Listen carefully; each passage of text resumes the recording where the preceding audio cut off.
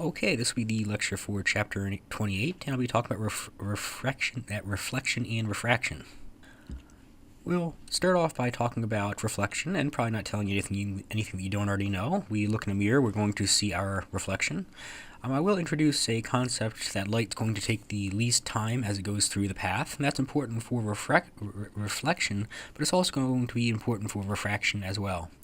I'll introduce the law of reflection, I'll talk about some angles, and then I'll talk about the refraction of light, which is a fancy word for bend. When light goes into a medium, it's going to slow down and it's going to bend, so I'll talk about the cause. I'll talk about how light can spread out, and that's going to lead us into rainbows. Rainbows do rely on something called internal reflection. I'll talk about lenses, I'll introduce the lens equation, and I'll talk about how we can use lenses to fix our eyes. So, whenever light is incident upon a surface or an object, it has a couple of choices. It can reflect, it can refract, it can scatter, and it can also be absorbed. And we've kind of talked about the absorption of light a whole awful lot when we talked about color. And we talked about scattering in the last chapter when I talked about Rayleigh scattering. So I'm going to primarily talk about reflection and refraction in this chapter. Now, what do we say when light is reflected? Well, what we're kind of saying is if we had some material, this material is going to be made up of atoms, and these atoms are going to have nuclei, which have electrons kind of oscillating around them. And what's going to happen is the electrons are going to start to oscillate in response to the electromagnetic wave, and it's the electric field that's driving these electrons. And they're going to start to oscillate, and they're actually going to oscillate at the frequency with which we drive it. The fact that we have some oscillating or vibrating electrons means, well, we're going to have something that can also cause an electromagnetic wave. So these electrons are going to re-emit the light that's seen by this material. This is kind of like if we were to have a whole bunch of tuning forks, and these tuning forks kind of act like atoms. If we were to bang on these, then what's going to happen is these guys are going to put out some sound. Pretty much the reflection of light is going to work the same way. Now, I do have to introduce Fermat's principle of least time, and this is important for reflection, and it will be very important for refraction. It turns out that light is always going to take the shortest path, the quickest path, not necessarily the shortest path. And if we were to think about it, suppose we had a building right here and a building right here, and the sidewalk kind of went like this right here, and we had a door right here and a door right here. A student would probably take this path right here as long as the grass wasn't muddy. Pretty much that's an example of taking the path of least time. In this example, it is also the shortest distance, but we'll talk about how time plays a role when we talk about refraction.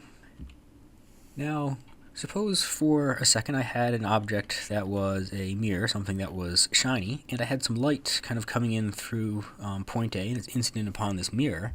Then light's going to take the shortest distance in the language of time. Since it really can't go through the mirror, then what we can kind of do is if suppose we had an observer right here, so this is an eyeball and this is point B, what we kind of can do is we can draw a straight line behind the mirror, and we could say that it's kind of like having our eyeball right here. Now, the reality is the light's going to be reflected just like this, but what we're going to see is we're going to see an object that looks like it's behind the mirror, like it's actually in the mirror, and this would be this little B prime right here. What's kind of going on is we are taking the least time path from A to B, kind of constructing it through the mirror. Now, this leads us into the law of reflection, and it's pretty easy. Let's just get some jargon out of the way. We're going to have an angle of incidence, and that's going to be the angle that the light makes incident to the mirror. We're going to have the angle that is reflected. Now, the only funky thing about the law of reflection is these angles are measured relative to normal, and normal is a fancy word for perpendicular. So if I were to draw a line right here, and I would say this guy right here is my mirror, then I would draw a line that is perpendicular to it, and this is my normal line. And if I had a light ray kind of coming in like this right here would be my angle of incidence. The light's going to go in this path right here, and this would actually be my angle of reflection. It's pretty straightforward. What we're going to do is we're going to say that the angle of incidence is equal to the angle of reflection. So these guys are going to be equal to each other. Bear in mind that they are relative to normal, and normal is just a fancy word for perpendicular.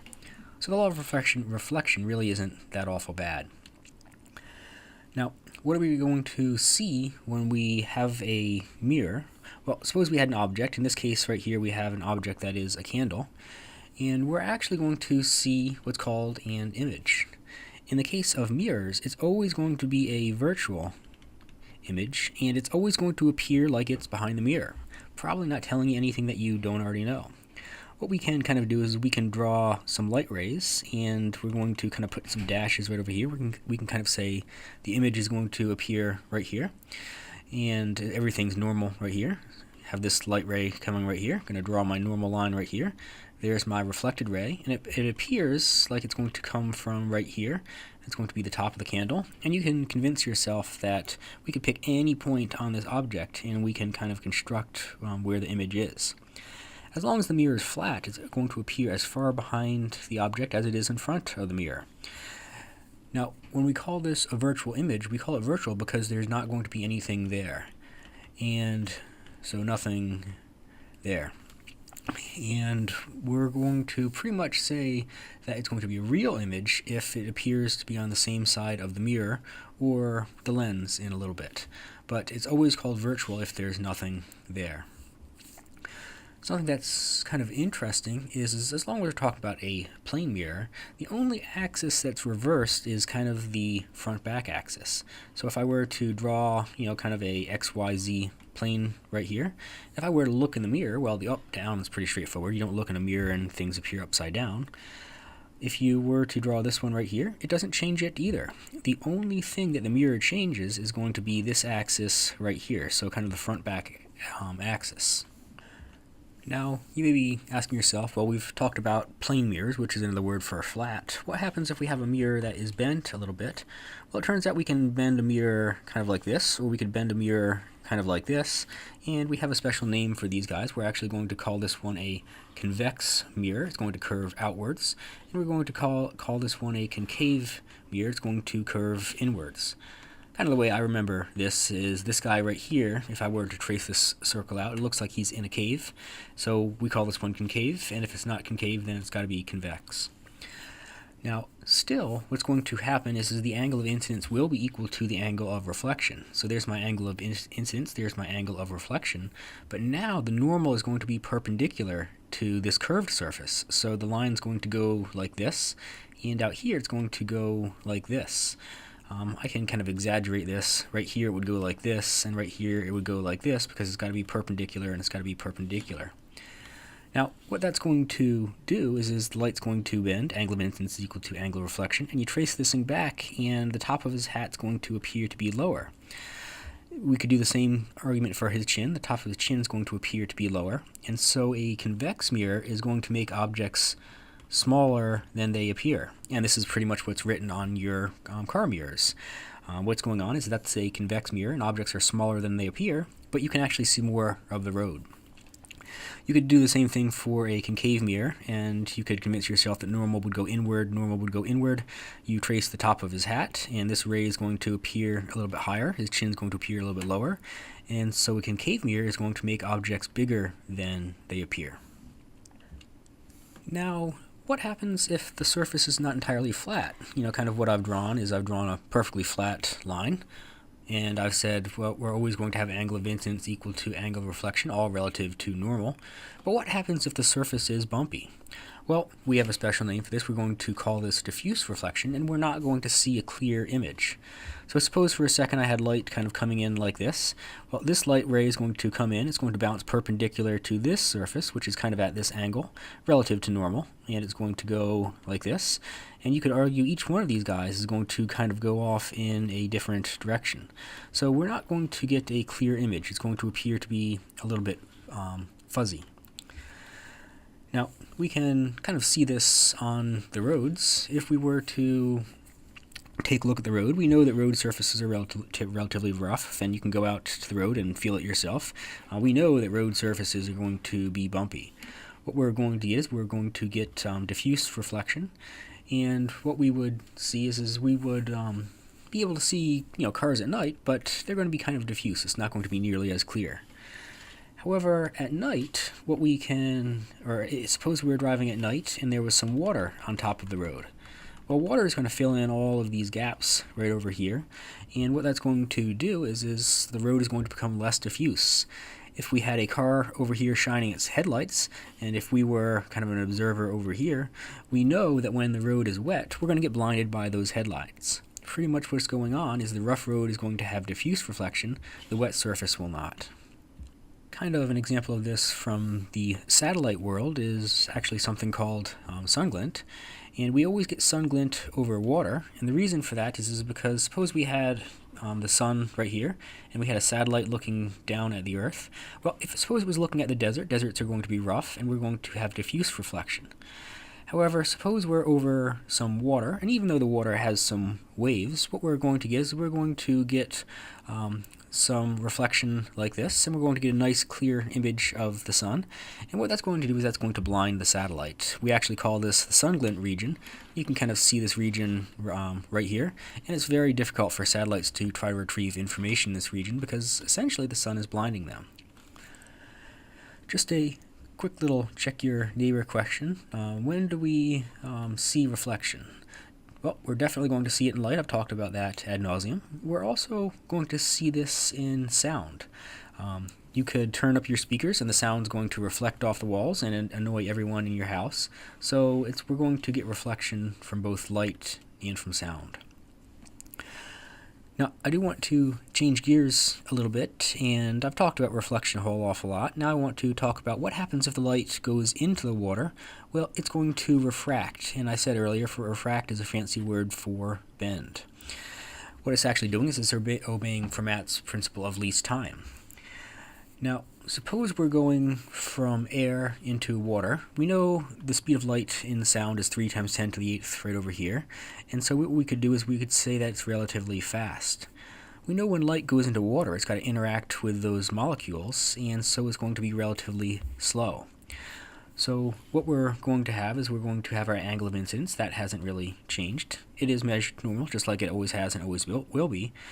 Now, the light that is going into the water is going to refract, and it's going to slow down, so it's going to bend inwards. So this angle of refraction is going to be smaller than the angle of incidence. The reason for that is because we're going from fast to slow. If we were to be shining a beam in the opposite direction, and if I were to draw my normal guy right over here, I would actually be going from slow to fast. Now, when an object, or when we have an angle going from slow to fast, kind of in this direction right here, it's going to bend outwards. So this would now be my angle of incidence, this would be my angle of refraction, and slow to fast, it's going to bend out. Fast to slow, it's going to bend in. Now, why does it bend out? Why does it bend in? Why does it refract? Well, it's actually obeying the principle of least time. And before I talk about that, I want you to consider for a second, suppose we had this lifeguard and he saw someone in the water in distress. He has a couple of choices to make. He could take the straight line path, but there's a really good chance he can run faster than he can swim. So if I were the lifeguard, I would take this path over here where I spend more time in the sand and less time in the water. So now the lifeguard is going to take the path of least time. And it turns out that light is going to do something similar when it goes through a medium. So we know in air, light's going to be relatively fast. In glass, we know that it's going to be relatively slow. So much like that lifeguard, what we could do is suppose we wanted to go from point A to point B, we're going to spend as much time as we can in the air. We're going to bend inwards. We're going to spend the least amount of time we can in the glass, and then we're going to hit the air, and we're going to bend outwards again. And essentially, it's just trying to minimize the time that it spends in the glass. Keep in mind that if I had a flashlight, and I were to send it in like this, and I suppose I had some water right here, we know that it's going to bend inwards, and maybe if we had a mirror at the bottom, we could say angle of incidence is equal to angle of reflection. So these angles are kind of the same, and then it's going to leave the water, and it's going to bend outward. So this is kind of a reversible path, if you will. Now, When we talk about refraction, what we can kind of do is we can kind of say different materials are going to bend light differently. It's going to speed it up, or not speed it up, it's going to slow it down differently. So we actually define this creature called the index of refraction, which is really a measure of how much is it going to slow the light down, and how much is it going to slow the light down relative to the speed of light. The speed of light in a vacuum is 3 times 10 to the 8th meters per second. This is going to kind of indicate how much the light rays are going to bend when it goes into the medium, and all it is the ratio of the speed of light in a vacuum, c, to the speed in the material. Here we kind of have this thing in equation form, and I'm going to shorthand it. Little n is what we would call the index of refraction, and it's going to be the speed of light in a vacuum, so that's not a v, this is actually going to be a c, and this would be the speed in the material. Because this thing is always going to be slower than this guy right over here, it can never go faster than the speed of light, this number will always be larger than 1. What this means is suppose we had a material with a high index of refraction, it means it's going to bend light a whole awful lot because it wants to get through it relatively quickly. Now, I do want to really quickly talk about some illusions that are caused by refraction. Suppose we had a fish in the water. So here's a little fish right over there. When we were to observe this thing, then what we're seeing is we're seeing the light that has been bent. The reason why it's going to bend is because we're going to have light that is relatively slow right over here. We're going to have air right here. We're going to have light that is relatively fast. So the rays are going to bend outwards away from the normal line right over here. However, our mind doesn't think that way. Our mind sees in straight lines. So when we see the image is actually going to appear right here. So if you're stranded in a desert island and all you have is a harpoon and you're trying to fish, then aim below the fish. The reason for that is because we have fast to slow and light's going to bend outwards, so you want to aim lower. Now, I do want to talk about how light actually bends. Suppose we're driving a car and we're driving on the sidewalk and then we hit some grass. We know that grass is going to be slower than the sidewalk is because the sidewalk is made out of pavement and the grass is made out of grass. And suppose I were to draw the axle of this car, as we kind of did our thing. Well, I don't know about you all, but if we come in at this angle right over here, this wheel is going to hit first and this wheel is going to hit second. So this wheel is going to slow down. Meanwhile, this guy is going relatively fast. So what's going to happen is this thing is going to bend in the inwards direction, and my direction of travel would go from here to here, and you could argue that the angle of incidence would be larger than the angle of refraction because we're going from fast to slow. The same is true for light waves. Suppose I had a crest and a crest and a crest, a crest and a crest. These guys are all the guys that are in red here, and my light ray is going to be perpendicular to these guys. So here we're kind of coming into some water, and we're going from air to water. Air is relatively fast, water is relatively slow. So much like the wheel, over here it's going to slow down. Right here it's still going fast, it's still going fast. Meanwhile, it's slowed down right over here. Light rays are always perpendicular to the crests, so what's going to happen is this guy is going to bend inwards. You go fast to slow, you bend in. You go slow to fast, you're going to bend out. Just really quickly, I do want to kind of blow your mind a little bit. Suppose we're looking at the sun, so here's Earth, and we have our observer right here. And I said with the fish, you want to aim lower. Well, it turns out that the sun is going to be in a different position than it appears to. So here we have the light rays kind of coming in like this, and it's going to be actually relatively fast over here. You go into the atmosphere and it's going to slow down a teeny tiny bit, and that's going to bend it. So the light rays are going to bend. Our observer sees in straight lines, so our observer is going to see the sun out here when really the sun is right there. Kind of like that fish that I showed you earlier. We can also talk about other illusions, and we could talk about a mirage. So if you're in the desert and you see something like this, well, the horizon is kind of right here, and you can kind of see it looks like there's some water, and here we have the treetop, and here we have a treetop. This guy is upside down. Now, what's going on with that? Well, here's the tree, and it's going to be putting off some light waves, but this is the desert, and we have the sun. The sun is beating down on the desert. So right here it's relatively hot, right here it's relatively cool, and what's going to happen is we can draw our crests here, here, here, and here. And these guys are going to bend because of the temperature difference. We draw our light ray. The light ray is going to go like this. It's going to go like this. Again, our eyes see in straight lines. So our eyes are going to see this image right down here, and it's going to be upside down. It's also going to look, kind of glassy. Just a quick little check your neighbor question. Light is going to bend towards the normal when the light has slowed down. It will bend away from the normal when it speeds up.